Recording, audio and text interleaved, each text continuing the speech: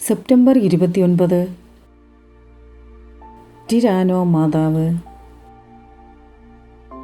1504 September 29 Mario ഒമോദിക് കന്യകാമറിയം പ്രത്യക്ഷപ്പെട്ട് പകർച്ചവ്യാധി അകറ്റുന്നതിന് വേണ്ടി മാതാവിൻ്റെ സ്തുതിക്കായിട്ട് പട്ടണത്തിന് വെളിയിലായി ഒരു പള്ളി പണിയണമെന്ന് ആവശ്യപ്പെട്ടു.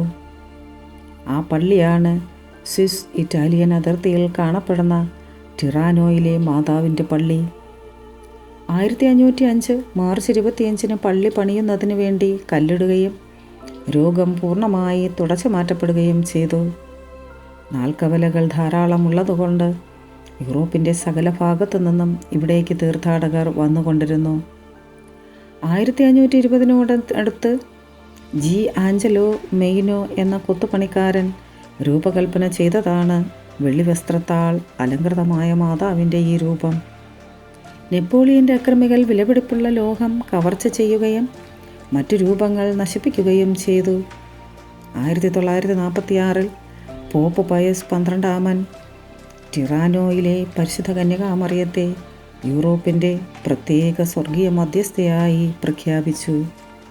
Ave Maria.